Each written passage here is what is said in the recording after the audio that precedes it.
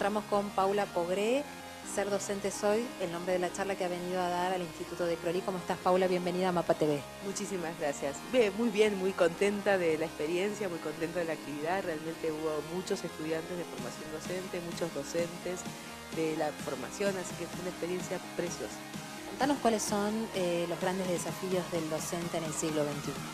Mira, nosotros planteamos esta presentación pensando por un lado los procesos de la formación, pero por otro lado pensando para qué tipo de escuela queremos formar un docente hoy. Y en realidad lo que coincidimos es que queremos formar un docente para una escuela inclusiva, en el sentido de una escuela donde todos puedan aprender. Y justamente, bueno, el instituto tiene una larga trayectoria en esta perspectiva y hay una mirada de cómo en realidad la escuela ayuda a hacer una sociedad más justa y cómo las instituciones formadoras y la educación superior en general enseñar en la educación superior es un desafío, porque en realidad la educación superior, así como la secundaria, tradicionalmente tuvieron un mandato que fue el de seleccionar y excluir.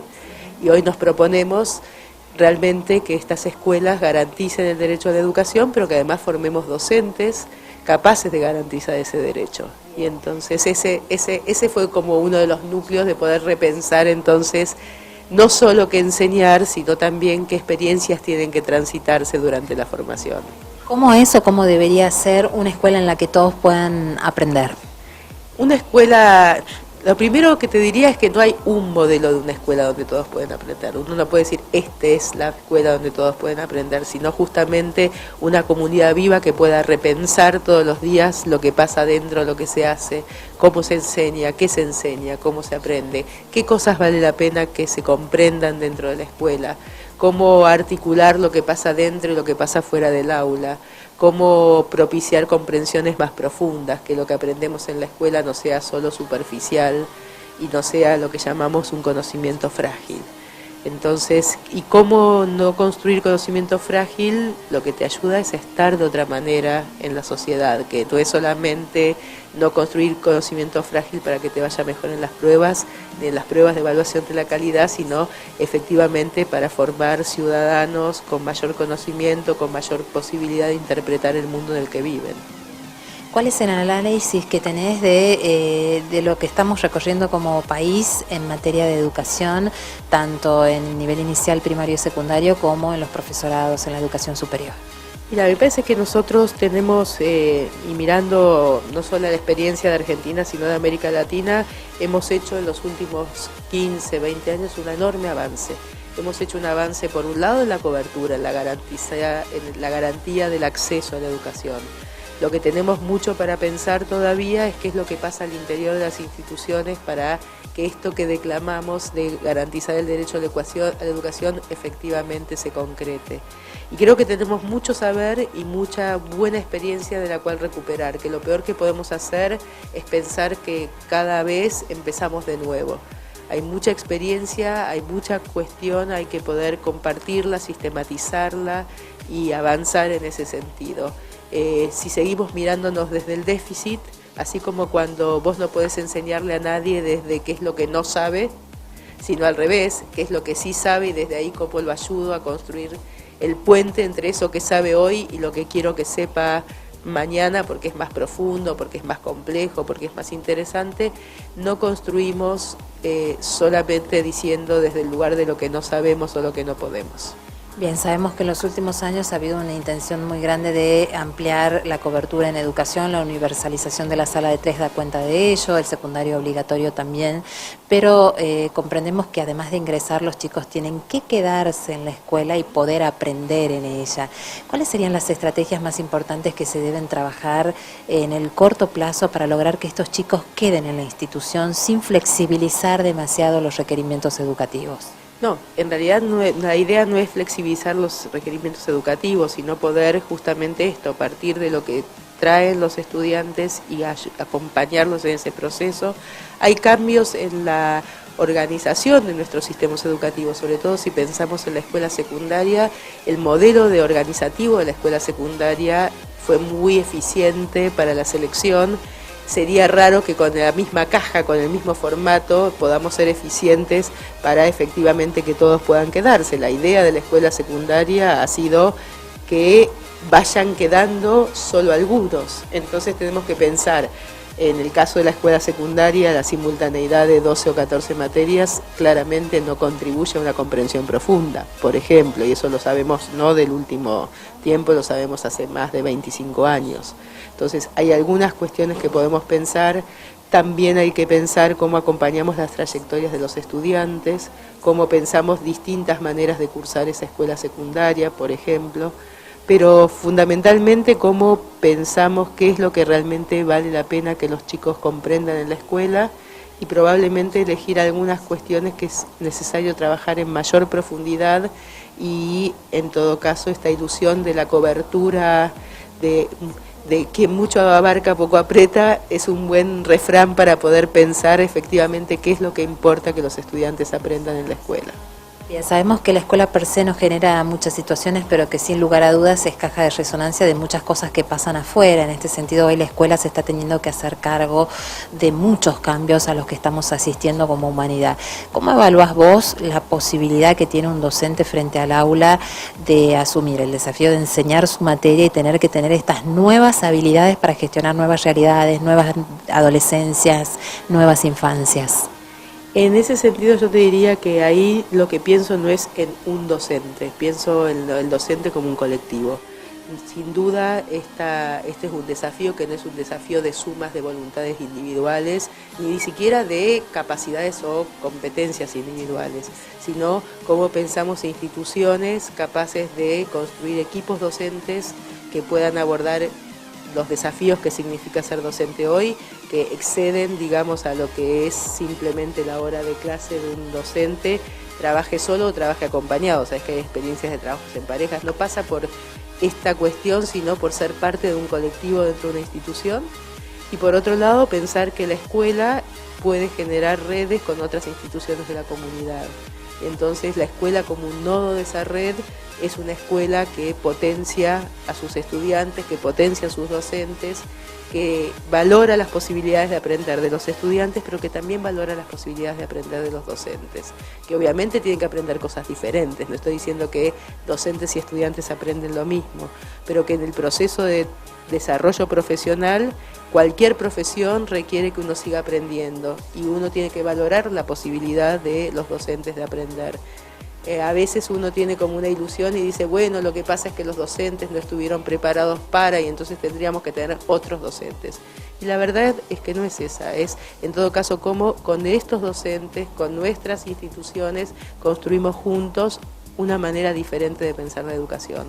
Quiero tomar eso que vos decís en referencia a este quiebre que hay como un pensamiento generalizado de que ya pasó una generación de docentes y tenemos que esperar la próxima porque si no, no hay solución intermedia.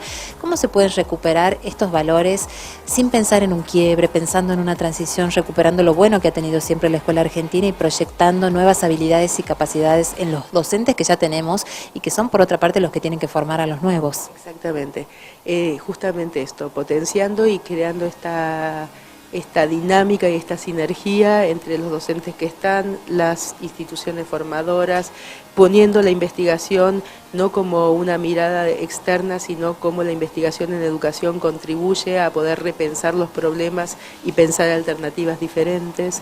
En ese sentido hay una parte muy importante que es el trabajo coordinado y conjunto de las instituciones formadoras con los niveles para los cuales forman, que esa vinculación con las escuelas no sea simplemente para el momento de necesidad de las instituciones formadoras del espacio de la práctica, donde yo siempre uso una metáfora que es muchas veces las instituciones formadoras, los institutos, las universidades, recurrimos a la escuela secundaria, a la escuela primaria, casi como vientre por encargo, o sea que nos acordamos de ellas cuando necesitamos que nuestros estudiantes hagan su periodo de práctica o de residencia, pero no es que generamos proyectos conjuntos en la lógica de entendernos como un sistema.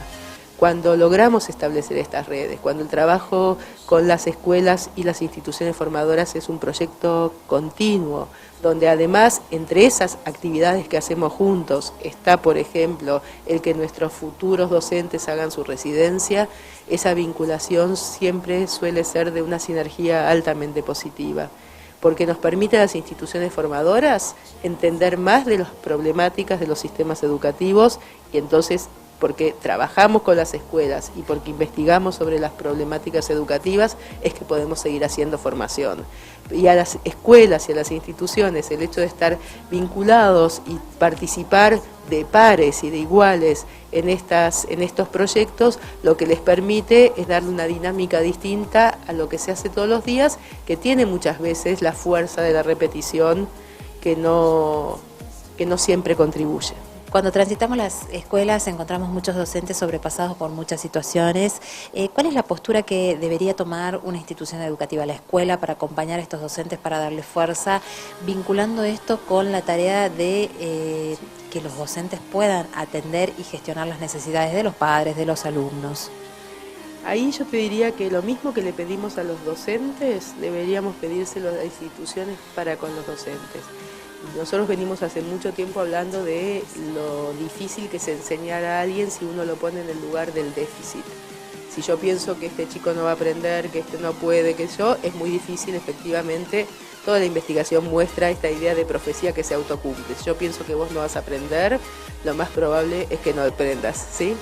De la misma manera, si las instituciones en realidad no valoran el potencial de sus docentes y no sienten que la tarea profesional es una tarea en desarrollo y que entonces la verdad es que de alguna manera colectivamente somos responsables de lo que pasa en nuestra escuela y no es este docente y lo que pasa es que le tocó este maestro, ¿sí? Y entonces en realidad está muy estudiado esto que se llama el malestar docente, esta sensación de agobio del docente. Es cuando el docente está puesto y se pone en el lugar de la imposibilidad. Si yo siento que cuando voy a entrar a un lugar voy a estar demandado de hacer algo que es imposible, no hay modo de salir de ese malestar. Si yo siento que voy a tener que hacer algo que es complejo, que no es sencillo, pero que tengo una estructura de sostén para poder hacerlo, sin duda voy a poder hacer algo mucho mejor que lo que podría haber hecho solo en este lugar de estoy aquí para algo que es imposible realizar.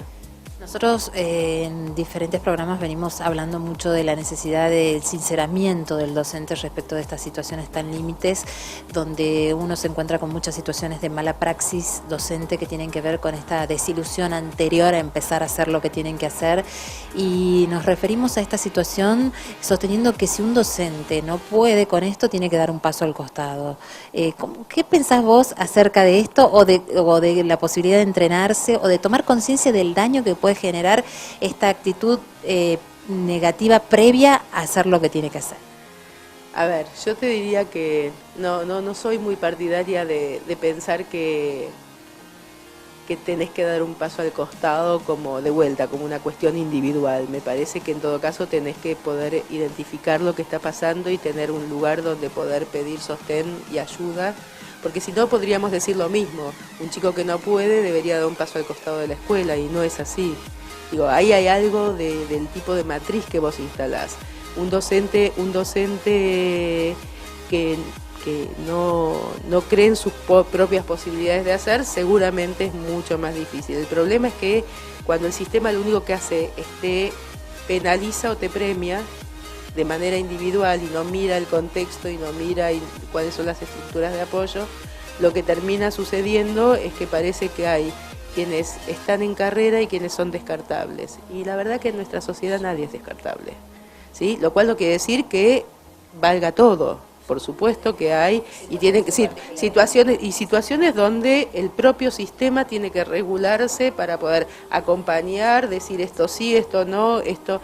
Y vos te das cuenta que hay docentes que en determinados contextos educativos, en realidad, podríamos decir, hacen todo lo que uno desearía que no suceda, ¿sí?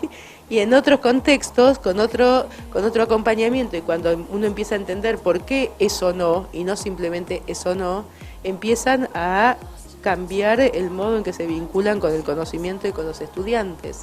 Entonces, en ese sentido, no es una cuestión de nació así y no va a cambiar. Por último, quería consultarte acerca del enorme papel que tienen los directivos en poder gestionar estos cambios, el trabajo en equipo, la posibilidad de reconocer las virtudes, la posibilidad de estimular al cambio y a la capacitación y formación permanente. ¿Por qué no nos contás cómo pensás vos a un directivo que logre todo esto? A ver, un directivo que logra todo esto es un directivo que sabe que es parte de un equipo y que sabe que tiene una función diferente en ese equipo. Y eso se va, realmente es un proceso de formación por un lado, pero además de ejercicio profesional, ¿sí? De poder sobre todo ampliar la capacidad de escucha, la capacidad de mirada y poder efectivamente no tener un único modelo donde le pide a todos sus docentes, por ejemplo, por mucho tiempo pensamos que un proyecto educativo institucional funcionaba si todos los docentes están comprometidos. La verdad que eso no existe. Existen como pioneros que empiezan a hacerlo, que empiezan a desarrollar algunos proyectos, que empiezan a mostrar que es posible hacer de otra manera. Y parte del trabajo de un buen directivo es justamente ir invitando a los otros y no quedarse trabajando con los 5 o 6 que están haciendo eso. Ir contagiando y ir creando oportunidades, creando condiciones de posibilidad. Tengo que contagiar, tengo que buscar un aporte desde la formación, tengo que estimular a la formación. Muchas veces nos pasa que lo que hacemos es estimulamos la formación de los que ya están haciendo, en lugar de... Entonces se generan dentro de las instituciones estas brechas que a veces con las mejores intenciones los directivos lo que hacemos es agudizamos la brecha, porque este es el que hace los proyectos, yo es al que mando a formarse o es al que mando al congreso o es al que le doy la posibilidad, es el que invierto, ¿sí? En el que invierto, al que realmente estimulo y después digo, qué barbaridad, en esta escuela de 20 maestros hay 4 que hacen todo. ¿Qué oportunidades dimos a los otros de involucrarse? ¿Qué estímulo dimos a los otros para involucrarse? Si en realidad cuando había que hacer algo miramos a los mismos 5 siempre.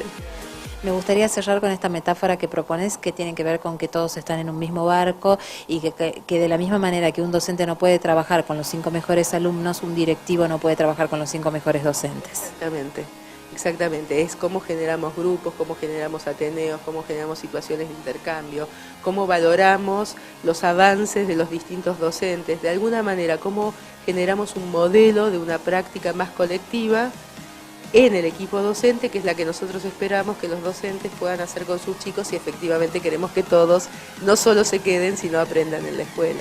Bueno, muchísimas gracias por tu presencia en Mapa TV y por tu presencia en Tucumán y en el Instituto de Crowley. Muchísimas gracias por la invitación y fue un placer estar aquí.